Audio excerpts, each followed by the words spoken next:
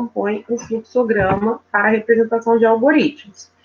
Um exemplo de um algoritmo num fluxograma, né, nós temos essa situação aqui, né? O algoritmo seria: a lâmpada não funciona, então a identificação do problema está aí. Primeiro, a lâmpada não funciona.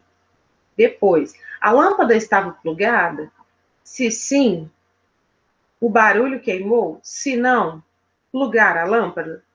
No caso do barulho, né, o bulbo queimou, o bulbo, né? Não o barulho, o bulbo. Se sim, trocar o bulbo. Se não, comprar uma nova lâmpada.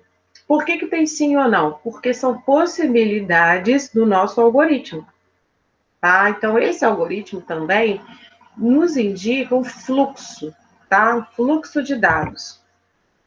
Passando, então, para a terceira representação, né, nós temos o pseudocódigo, também é chamado Portugal.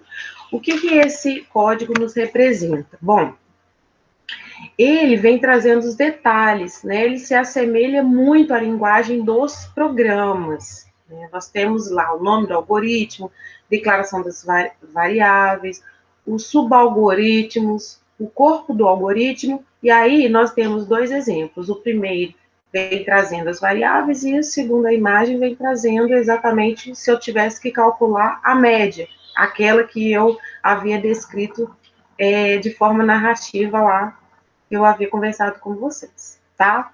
Então, aí, tendo visto as representações dos algoritmos, é importante a gente pensar nos tipos de dados, né? Nós temos os dados, né, que vão ser manipulados pelos computadores, mas é interessante e é muito importante a gente entender a diferença, né, de instruções e informações. Instruções são as ordens que vão ser dadas através do programa. E as informações são dados manipulados por essas instruções, tá? Então, guardem sempre, instrução são essas ordens, né, dadas através do programa, e as informações são os dados manipulados por essas instruções.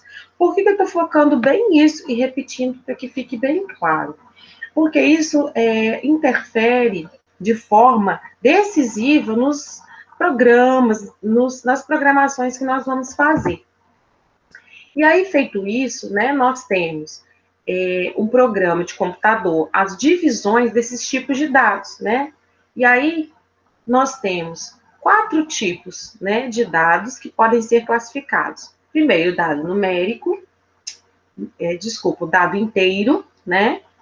O número real, o literal ou string e o lógico ou booleano, tá? Então, nós vamos ver agora as especificações de cada categoria. Essas categorias, elas estão trazidas, né, em números, né? Esses números, a gente pode trazer os exemplos, também vão ser postos na plataforma, e aí nós temos os operadores booleanos. Os operadores booleanos, eles têm o objetivo, né, de definir um sistema de busca. Então, eles são muito importantes, porque a gente começa a observar a associação entre os termos ou expressões de uma pesquisa através desses operadores booleanos. Eu tenho o AND, que também quer dizer e, né? Ele restringe a pesquisa, tá? E aí nós temos também o OR, que em inglês é OR, mas em português ele é OU, ele amplia a pesquisa, né? Equivalendo a, né?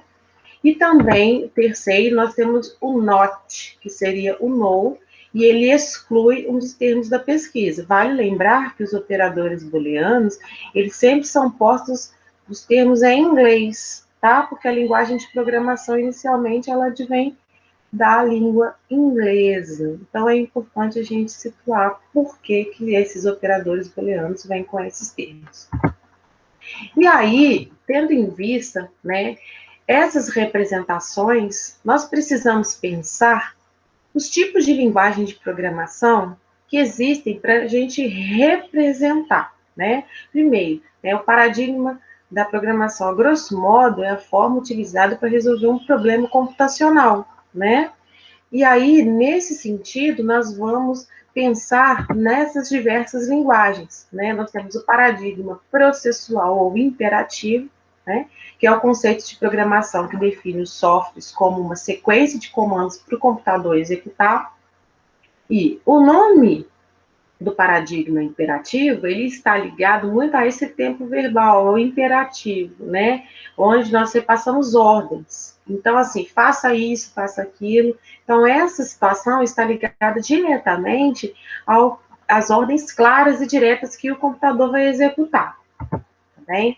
E aí, num outro momento, temos o paradigma orientado a objetos, né? Ele é mais popularmente tratado como um conceito de programação baseado no uso de componentes individuais, né? São chamados de objetos, né?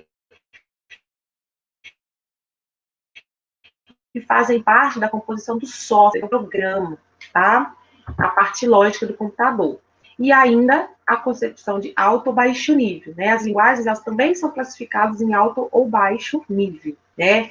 Existem aquelas, né, em que a sintaxe se aproxima a uma linguagem humana, né? Quando ela se aproxima da linguagem humana, ela é alto nível, né? Quando essa sintaxe, essas representações, né, elas são aproximadas aos códigos da máquina, ela é baixo nível, tá? Vocês vão ter isso mais explicado na plataforma, mas para a gente conversar, a significação é essa. E aí eu estou trazendo para a gente conversar um pouquinho, né, sobre as linguagens mais populares. Por que é importante eu saber sobre linguagens, que linguagens são utilizadas? Então, vamos lá. O que é a lógica de programação? É a representação, né? É a criação de programas. Como que acontece essa criação? Através da sistematização dos algoritmos. Bom, eu vi que eu tenho os tipos de representação dos algoritmos: narrativa, fluxograma ou pseudocódigo. Essas linguagens de programação é que rodam as linguagens pseudocódigo, né? Eu tenho a Java, linguagem Java, muito popular, tá? Surgiu na década de 90, então, assim, cada uma delas tem a sua particularidade. A segunda é a linguagem C, tá? A linguagem C é muito importante. A terceira, linguagem C++, que é o quê? É uma evolução da linguagem C, tá? Eu tenho essa JS, ela é chamada de JavaScript, tá? É uma linguagem voltada para a internet, para a programação, para a web. Esse símbolo que está aí, que é a C e jogo da velha, chama C-Shape, tá? E a outra que é a Python. A Python também é voltada para uma linguagem de programação da web, tá? Então, esses conceitos, eles são muito importantes para que a gente consiga pensar, né, na nossa disciplina, a nossa disciplina, né, que vai ser finalizada no dia 7 de outubro, e aí eu, Josiane Silva, estarei junto com os tutores para que possamos conversar ao longo da nossa disciplina. Vale lembrar que nossa disciplina está dividida em 3 unidades. Essas 3 unidades, cada unidade, nós vamos ter uma avaliação de percurso, que é um questionário, e aí, ao final da nossa disciplina, nós vamos ter a avaliação final.